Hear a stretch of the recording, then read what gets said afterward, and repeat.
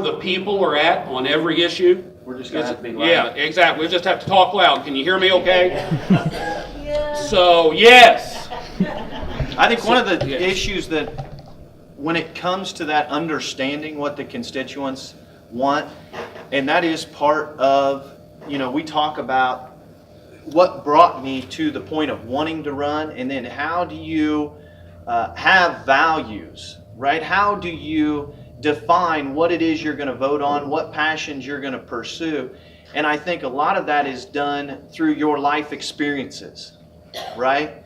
So as I have gone through life and started a company, failed, succeeded, done all the different things that it takes, those are what give you those systems. And they give you, what it teaches you, one of the best things is communication and how to have a tough conversation with people. Sometimes you're going to hear what you want to hear, sometimes you're going to hear what you don't want to hear.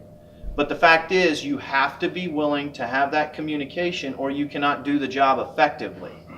And that's one of the areas where I have outlined the fact that I'm going to be meeting with teachers and representatives on a regular basis, business owners, law enforcement officials. Unless we're willing to step up and come in front of people like this and take some tough questions, we can't do our job effectively. And so that's my communication outline for the office, essentially. That is awesome. That's all. It's got the communication is speaking and listening. Yes, Gwen Iyer. You're talking about your communication plan. I think we pretty much all know Sam's communication plan. It is to be out in the community, face to face, listening to people, shoulder to shoulder, getting to know them and knowing their needs. Now, I have recently sent him an email and found out that it was buried amongst, a few thousand other emails. But having the opportunity to see him in my neighborhood, at events, at places where we can actually face to face say, hey, I need to meet with you, I'm going to call Misty, I'm going to get it taken care of. That I think is so important because you're going to be buried with requests, you're going to be buried with form letter checkoffs, and you're going to have to get around and see the people, which is what he's done so well and what I would hope that you would continue to do as you move forward. Thank you. Well, and I think, so one of the things you learn, once again, is what works. And as I go throughout the district right now, talking to people, going to coffee shops, going to events, talking to people, that is how I get my information. It's how I came up with the initiatives that I have, that I put on paper. Because I think that's the other component of being a legislator, that you have to be willing to set goals and then answer to them, right? We can all say, use the talking points, I'm going to work hard, I'm going to do this, right? But we have to set goals for our district, and then we have to be held accountable. And the only way we can be accountable is to go out and face them. And so this is the one thing where I am not, it's one of the things that I hope to emulate very much so. When you see how Sam is greeted when he goes out places, he's not greeted, how do I explain it? He's not greeted as if they're going to have to hear something. They're greeted with the fact that I'm going to be heard when I talk to this man. And that is so critical to the success of the office. And it's what I absolutely love about Sam. Thank you, Jonas. I appreciate that. And that again, communication, you got 2 ears and 1 mouth. So I think the good Lord intended for you to listen twice as much as you speak, right? And you can't go over there and be a voice and a vote for the people if you're not listening. And again, Jonas and I have had these conversations over the previous months and weeks. I'm impressed because I have actually listened to him travel this journey. I remember having conversations with him before petitions started going around in September, when he said he was going to run, but petitions hadn't started yet. And then I remember talking to him a little bit as petitions were being circulated. And then I talked to him after petitions were filed. And then I've talked to him over the last month or so. And he's got to go deliver the Pike Press. He gets up and starts work about 2:30 in the morning. He's got to get into bed. So that being said, I know this guy is genuine because I have observed the journey. he started the journey like most people who start the journey who have never run for public office. I had never run for public office until I ran for this one. He'd never run for public office. And I could hear so much in what he was saying early on. I remember myself saying some of those things. I know other people who have said those things. And I remember thinking to myself after our next conversation, you know, he's not like most of the people I know around the state who aren't growing, who aren't learning and growing as they're talking to people. The next time we talked, it was like, hey, I was at this guy's door. Wow, I never thought about it that way. You were right about that. I never thought about it that way. And then we'd have another conversation. He's like, wow, I learned this. And again, most people you don't have a conversation with them like that. It's all about them. Most of our conversations over the last few months have been about the people of the 100th district, not about him. And that's why I decided to do it. I didn't decide to do this lightly. Again, I have the utmost respect for Representative Davidsmeyer as a man. He has a tremendous family. He's a good guy. But we need a leader. It's kind of like when I ran against Deanna DeMuzio. I had a lot of people, I'd walk up, shake their hand, and they say, you know, I just like her so much. And I'm like, well, I do too. I like her. I think she's a great lady. But we need somebody who will go and fight for us in the Senate. We need somebody who will go and fight for us in the House of Representatives, and I believe that's Jonas Petty. Yes? Mr. Petty, I'm looking at your education plan, and I love that you've incorporated some training into that, and really starting to kind of potentially drive that home, because that is frankly becoming a lost art in a lot of ways with our students. One of the things that I would encourage you to consider in that plan is trying to get some parental involvement with your like quarterly meetings or stuff like that, where you can get some input from the parents, because teachers know, and state suits that make decisions for the classroom think they know, but sometimes parents have input that maybe teachers haven't thought about or haven't had the time to think about and implement in their classrooms. Right. And so, that being said, one thing that teachers face, and in this current environment, what is so tough is we need our children why aren't they getting better educated, right? And these teachers are in such a tough position, because then on the other side, the teacher's also asked to, when the kid shows up, to feed him breakfast, to brush his teeth now. So we have all of these unfunded mandates heaped on these teachers. And then the parents like that, but then they also like, they want education. And so one of the things that within that plan and having experienced it was developing mentorships and having a leader that's going to go out and put these in place. It's basically like when we talk about transportation, we have a public-private to make it cheaper, to build it quicker. Well, this is the same application that can work in education, developing better mentorship plans. Once again, we don't need Madigan's permission to do that, and it doesn't cost very much money. Yet the results are incredible. When you look at schools that implemented mentorship programs, the results are incredible. Limited cost. And so that is why I wrote the plan, hearing that from people. So thanks. Yeah. And I think he gets an A++ just for having the courage to put it on paper when most politicians won't do that today. That's the problem. We have too many politicians and not enough public servants. Yes, ma'am. Gwen. Just recording your Facebook Live. We're getting messages that's not loud enough. Maybe Ah. that's the thing. So whoever's doing that maybe needs to move forward. I think it's right back there, Trayton. I don't know if you want to move it up closer. I'm not sure. I don't know if you want to try the microphone. We can again. try it. Yeah, maybe we need to do the microphone. I'm just watching it on there. Thank you, Gwen. Message. Thank you. Thank you. Thank you. So you got us here. We're a captive audience. You can get up and leave anytime you want. We're not leaving until the last one's gone.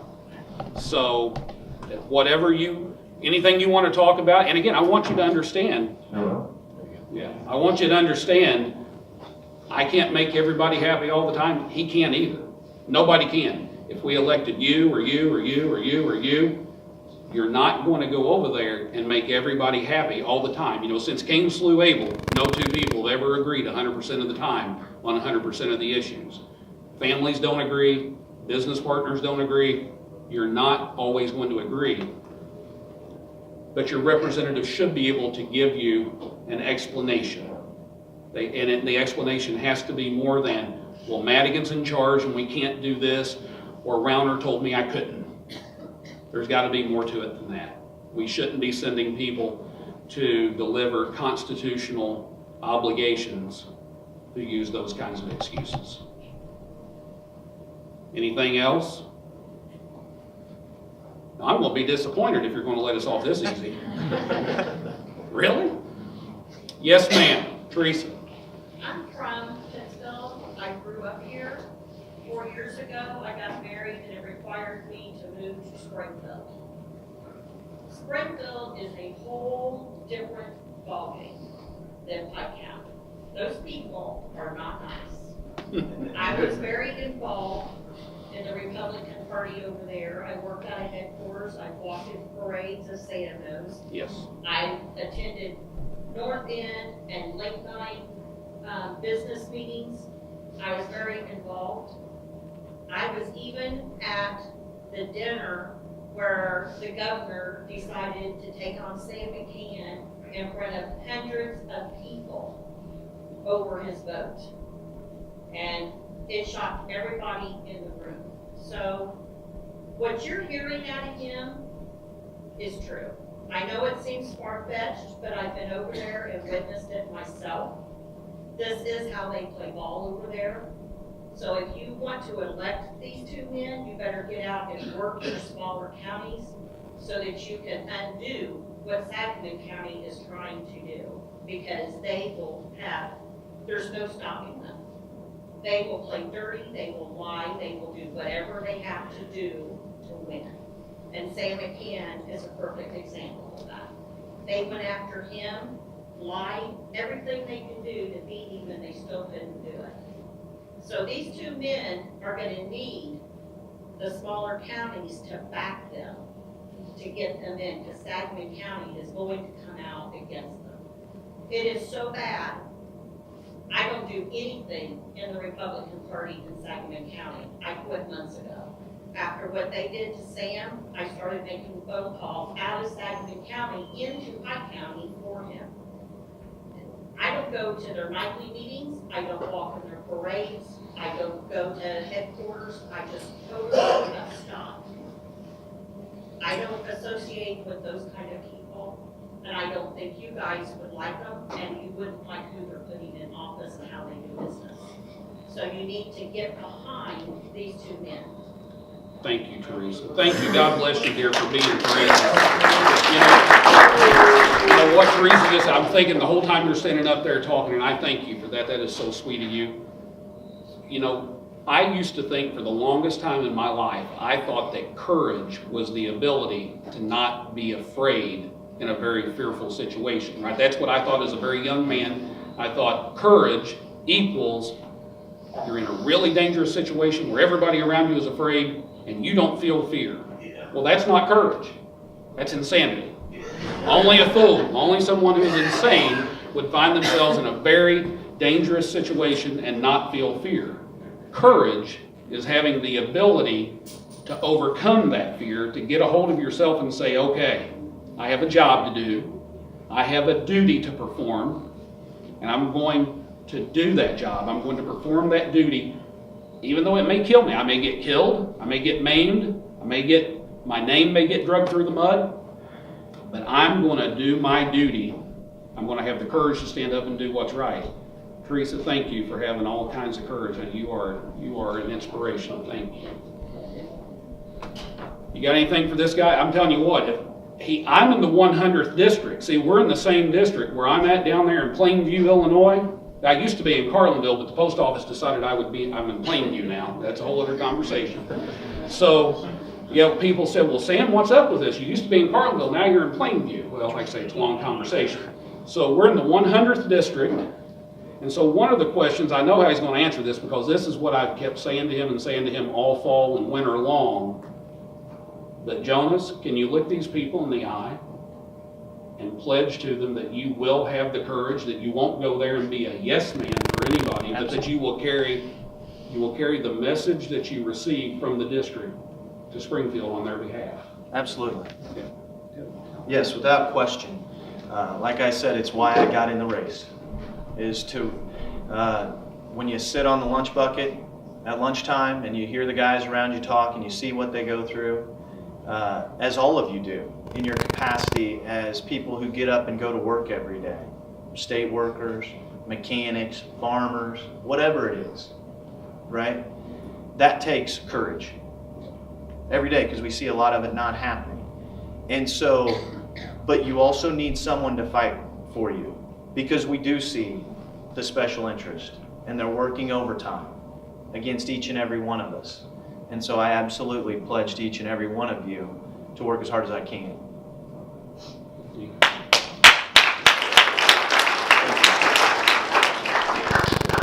You know from the very beginning you've been fighting this bill back, Absolutely. okay? And we've got a week. That's it. Are you guys going to mirror this for the next 7 days in all the other communities? What I'm prepared to do, we are actually in session, the Senate and the House are both in session today, tomorrow, and Thursday.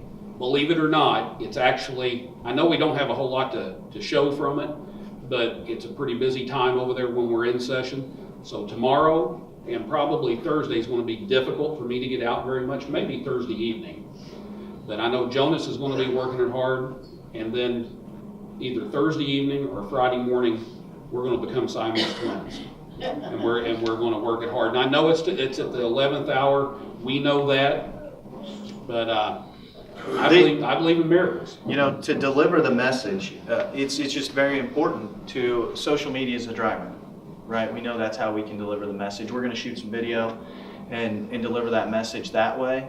But engage, right? And promote it to your friends. Do what you can to spread this message, because it is, you know, Senator's awesome at this. You guys make this. I'm just part of the team, right?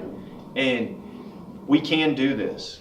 And I want that message to really stick with you when you go to the coffee shops or the feed stores or wherever it is you're going to tell people, is it's not as dire as you think, right? There is so much potential out there right now, but we have to put people in place that are willing. You know, one of the things that I point out is Mike Madigan didn't just go to Springfield and say, I think today I'm going to be the most powerful man. Whether we agree or disagree, Mike Madigan outworked and outpoliticked everyone there. And if we continue to send people that aren't willing to work harder and smarter, we will be on the losing end of this every time. And so to allude to the nice guy and all that, I mean, he licks his chops when he hears that, right? It's like, I equate it to sports, right? Dave Bennett was my coach, right? So I know nice guys don't win. That's how it works. And so you have to be willing to stand up and ask people to do some really hard stuff. And I'm going to do that for you day in and day out.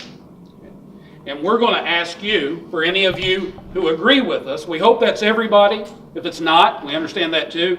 But please, if everybody here would talk to 10 households with 1 or 2 voters in each one and get them to commit to talking to 10 households, folks, we can do more in a week that way than they can with $1 million. And the other thing that is so critical to this, and I am convicted we're going to do this, is I have raised $1,500, maybe. But I've been adamant. I had the opportunity. Yep. They came to me. He turned it down. And if you want to look at the bloodbath they're having over in Adams County with Hammond and that, it's a disaster. It's a disgrace, right? You don't solve any problems. I've delivered a message clearly. I've written plans. And that's what's so dangerous. What people don't like is they say, this guy is willing to be held accountable. That's not good for them. So that's what the message we have to deliver is. We can do this because once we do this, it's going to send a message, trust me, throughout the state. Right, it is. It's going to say, special interest, we're coming. And me and Sam have talked about this. finding other candidates. That's part of my platform, is finding other conservative candidates. It's my duty as a conservative leader, if I'm so elected, to go out and find school board members, city council members, because that is where, like, we can say the Supreme Court did not take the 10 Commandments out of the schools. A school board did somewhere first. So unless we have good conservative hard workers at the low level, we can lose this battle. So as a leader of the conservative movement, that's what we hope to do. Continue, and this sets the tone. It says, hey, you don't need money. What you need is a heart and ideas that you're willing to be held accountable to, and deliver those. And the courage to put one foot in front of the other. Yes, ma'am. When you do what's right and you're honest and you got God on your side, that's how we got Trump in. Yes, ma'am. Yes, ma'am. You snuck in on me. I didn't know you was back there. Yes. I'll put you both on the spot. We know money-wise, it's going to be hard for Jeannie Ives to win the primary. Give us the lesser of the evils after that. After that, After that. what did you say? Kennedy. Kennedy. So, At least we know the Kennedys. Yep. No, you know what? I'll tell you what. I will probably announce my intentions in the next 30 days or so. As I said earlier, probably do it right back over here in Pittsfield. I don't know if we'll come to the Legion. Don't know if we'll go up on the square. I'm not sure. Haven't decided that yet. But can we see who wins the primary and then have that conversation when we know who we're talking about, instead of talking, because how many are on the Democrat side? 7? 4? 7 altogether, I think. Yeah, 2 on the Republican side. So instead of handicapping 9 candidates, let's handicap the nominees after is that okay? Yes, sir. Yes, sir. Don. If you make the announcement for governor, Sam, how do you feel about you splitting the ticket between the two? Well, I'll tell you, that's a fair question. First of all, what's that? Loaded. Let me help you out. We're teammates here. But, here's the thing. I have never run against anyone or anything, right? So when I decided to run in 2010, people said, "Oh, you're running against DeMuzio." No, I'm not running against DeMuzio. I thought the world of Vince and think the world of Deanna. I didn't run against her. I didn't run against Sangamon County. I'm not running against Bruce Brown. So if I decide to run for governor, I'm not going to run against anyone. I'm going to run for the governorship of Illinois. I run for the Senate. I'm going to run for the And so it's as simple as that. So, what effect does that have? I guess time would tell.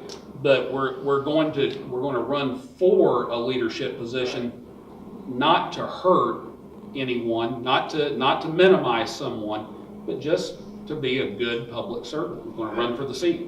Yes, sir. I've been asked that question. That's why I asked you. And also when Jonas is talking about the movement and you talk about that, I think you bring those two questions together, and you even have to ask, what does it mean to be liberal or conservative or progressive or Democrat or Republican? You know what? Here's my platform. I'm for working people. It's that simple. And so here's how I define working people. I don't care whether you're working in the job, your dream job, you're happy with everything, God bless you, I'm for you. If you're union, I'm for you. If you're non-union, I'm for you. If you're white collar, I'm for you. If you're blue collar, I'm for you. If you're gray collar, I'm for you. If you are underemployed and you want to get a better job, you want to get more hours, you want to get some benefits, I'm for you. If you are getting ready to enter the workforce, you're still in high school or in college, you don't know what's out there, you're preparing for your life, I'm for you. If you're retired, you're a working person, you just have entered a different chapter, a different season of your working career, I'm for you. I'm for working people, and it seems like that's one of the reasons I chose to run as an independent this time. It had nothing to do with not believing I could win the primary for the governorship or the Senate seat. It has everything in the world to do with the fact that the liberals and the conservatives, the Democrats and the Republicans sway with the wind. You know, what they believe is controlled by the half a dozen people at the top of the pyramid for that 4-year period. I'm tired of that. I am for working people. I'm for life, liberty, and the pursuit of happiness. Right? God bless you. And this guy is too. Yeah, I would echo those sentiments exactly. Because you're seeing that as we go throughout the district. It's the one thing I've noticed. Yeah. Is Democrats, Republicans, it's the working man right now. You see this, union, non-union. It's irrelevant. You get up, you go to work, you're under attack. And we need somebody to fight for you. Chuck Pine. Right now, and being a veteran, I took an oath to uphold the Constitution, the Bill of Rights. Same oath that you guys take. But it seems to me like a lot of politicians, after they get in office, there's only 2 amendments that they believe in. One is the First Amendment, get up and say whatever they want to, and the second one's the Fifth Amendment when they go to court. So, I'm sorry, I've got a real grip on the. I'll tell you what, brother. I knew I could count on you. Where do you think all this craziness with the Second Amendment's going? I think, quite frankly, I think both sides are ginning it up. You know, we talk about identity politics, and this is where I fault both parties. Now, I also gave an interview late last week to a column that ran over the weekend, where I said I think both parties have deserted the working class of this country, but I also think that both parties are redeemable, right? Depending on the leadership. If they keep going in the current trajectories they're headed, then things are going to get worse for both parties. And arguably worse for all of us until the gap is filled with a leader. And I'm getting to answering your question. Both parties are guilty, both sides of the aisle are guilty of practicing this identity politics. They love to gin something up, either for or against the Second Amendment, or for or against this, for or against that, for or against the other. And so where do I think it's going? At the end of the day, you're probably not going to, in Illinois, I can't speak for the national level. I don't serve you in Washington, D.C. I don't have relationships with people from all over the country in the legislature there. But here in Illinois, when it's all said and done, I very seriously doubt that you see much changes at all, because for the most part, most of those bills are submitted by people who want to come back. They either represent a conservative district like this one, and they want to come back and say, see, I submitted this bill, I filed this bill for you. Or they represent a very liberal district. They say, see, I filed that bill, and we got it passed through one chamber, but boy, we just couldn't get it through the other one. And so I really don't think you're going to see a whole lot of change in the near future as a result of what you're talking about. Both sides are using it as a fulcrum to gain political leverage to advance their own causes. And at the end of the day, the people get left in the dust. Where do you stand on it? Well, you know where I stand, brother, right? I've always been with you on your Second Amendment. I'll tell you what, now, today we took a vote on the Tannerite bill. I couldn't get to my switch in time. I literally was about a second away. I would have voted no. It passed. It did pass. I would have voted no. I represent not only the city of Springfield and the county of Sangamon and Pike and all these other counties, but I represent this area very close to the state capital. So a lot of my colleagues, from Rockford or the Quad Cities or Carbondale or Champaign or wherever they're from, they all talk about coming over, coming down, or coming up, and their constituents call them. Their constituents know that they're out of town when the legislature is in session, right? They're down in Springfield or up in Springfield. My constituents don't just call, you guys come on over, and I'm glad you do, right? I never know who's going to walk through the door, and I am so glad of that. So you know where I stand on that issue. I'm with you.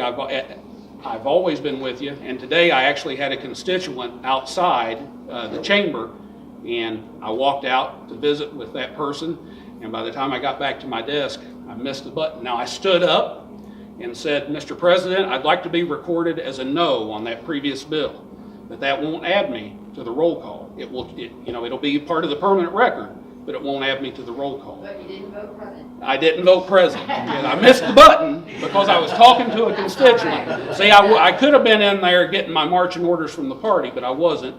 I was outside the chamber listening to a constituent. Yes, ma'am. I just wanted to say, you stand for people in the Pittsfield district, obviously, but you have, for the past few years, stood for thousands of people that are part of the organization that I represent all over the state. Yes, ma'am. And just today, for example, I stopped by your office, and because I wasn't able to be in both committees, and I'm just saying this to share because I had to be in 2 committees at the very same time to talk about 3 different bills. And I gave Sam the notes about 2 of the bills, and I said, if anything changes on these are no vote, please speak for me. And he did, and he was able to do that for me. And that is amazing because obviously when the committees are, Republican minority, you don't know how the vote is going to go depending on what that bill has to do with. So I knew that me being in the other committee, I was like, well, Sam's on my team and he's going to help out. So I appreciate that so much. And let me tell you, when it comes to her issues, there's nobody who knows them like her. She is absolutely, anytime you want to run, dear, I'll endorse you too. She is so smart. Yes. Yes. No, use the Oh, mic. I apologize. Yes. Do we have anything else? If not, we don't want to hold you. Like I say, don't feel you don't know a thing. Thank you And very much I do for want the to say time. thank you. I think you guys provided the refreshments. Jane, But Jane Ann Petty. Let's have a big round for Jane Ann Petty. Okay. So if you don't have anything else officially, we'll just sort of wrap this up, and we'll be around here probably until the last one of you